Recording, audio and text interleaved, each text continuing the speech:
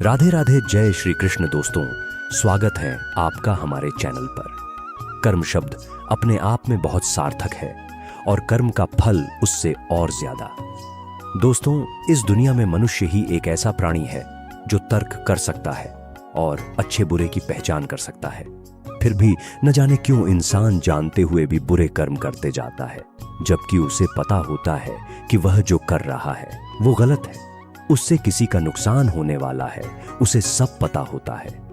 बस उसे यह पता नहीं होता कि उस बुरे कर्म का फल कैसे और कब मिलता है। तो क्या वाकई में कर्म का फल हमें मिलता है?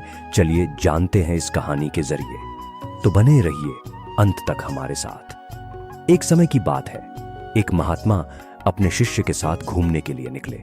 महात्मा को इधर उधर की बातें करना बिल्कुल भी पसंद नहीं था।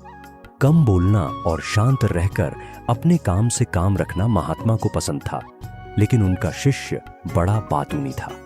वह सारा दिन इधर उधर की बातें ही किया करता था और दूसरों की बातों में उसे बहुत आनंद आता था।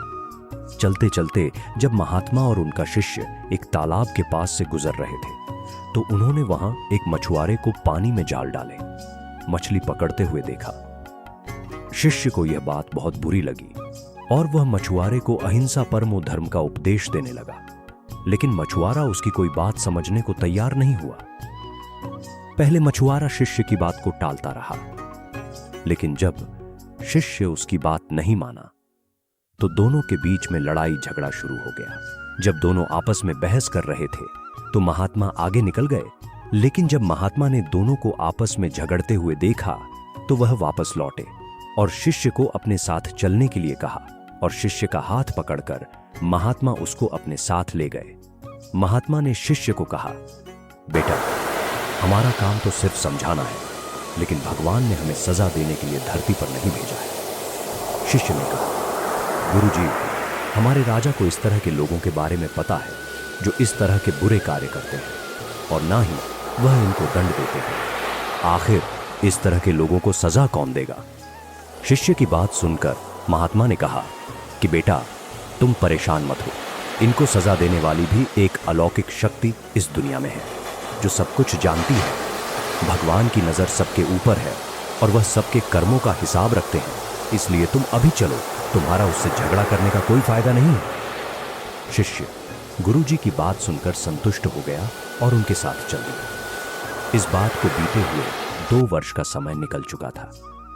एक दिन महात्मा और उनका शिष्य फिर उसी नदी के पास से गुजर रहे थे। शिष्य भी 2 साल पहले वाली मछुआरे वाली घटना भूल चुका था। फिर अचानक वहां उन्होंने एक घायल सांप को देखा जो बहुत परेशानी में था। उस सांप को हजारों चींटियां नोच नोच कर खा रही थीं। शिष्य ने यह दृश्य देखा तो उसका दिल करुणा से भर गया। उससे यह सब देखा नहीं गया। वह सांप को बचाने के लिए जाने ही लगा था कि महात्मा ने उसका हाथ पकड़ लिया और उसको जाने से मना कर दिया। शिष्य ने गुरु से पूछा, आप मुझे सांप को बचाने के लिए क्यों नहीं जाने दे रहे? महात्मा ने कहा, इस सांप को अपने कर्मों का फल भोगने दो। अगर तुमने इसको बचाने की कोशिश की तो इस बेचारे को अगले जन्म में फिर यह दुख भोगने पड़ेंगे, क्योंकि कर्म का फल सभी को भोगना पड़ता है। शिष्य ने महात्मा से पूछा कि गुरुजी, इसमें ऐसा कौन सा कर्म किया है जो यह इतना भयंकर कष्ट भोग रहा है? महात्मा ने कहा कि यह वही मछुआरा है जिसको तुमने 2 साल पहले मछलियों का न मारने का उपदेश दिया था, और वह तुम्हारे साथ लड़ने के लिए तैयार हो गया था। वह मछलियां ही यह चींटियां हैं जो इसको नोच नोच कर खा रही हैं। शिष्य महात्मा की बात सुनकर हैरान हो गया और उसने महात्मा से पूछा कि गुरुजी, यह तो बड़ा ही अजीब सा न्याय है। महात्मा ने कहा, बेटा, इस दुनिया में है स्वर्ग और नरक के सारे दृश्य मौजूद हैं। तुम्हें इस धरती पर हर जगह ईश्वर के न्याय के नमूने देखने को मिल सकते हैं। इसलिए अपने कर्म को हमेशा याद रखना चाहिए, क्योंकि सच यही है, जो हम करेंगे वह एक दिन हमें भोगना ही पड़ेगा। महात्मा ने कहा कि हमारे जीवन का हर पल बहुत ही कीमती है, इसीलिए इस जीवन को बुरे कर्म करके बर्बाद नहीं करना चाहिए। शिष्य को गुरुजी की बात समझ में आ गई। दोस्तों, यदि हम अपने जीवन में बहुत ज्यादा अच्छे कर्म करते हैं तो उसी के फलस्वरूप भगवान हमारे साथ न्याय करेंगे इसलिए हमें जीवन में हमेशा अच्छे कर्म करने चाहिए ताकि भगवान के सामने हमें कभी शर्मिंदा न होना पड़े, क्योंकि हम दुनिया से तो खुद को छुपा लेंगे पर खुद से और भगवान से कभी छुप नहीं सकते। उम्मीद करता हूं इस छोटी सी कहानी से आपको बड़ी प्रेरणा मिली होगी, और अगर वीडियो थोड़ी भी अच्छी लगी होगी तो कृपया लाइक जरूर करिएगा।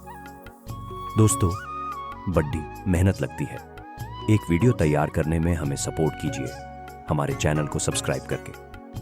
भगवान सबका भला करे। जय श्री कृष्णा।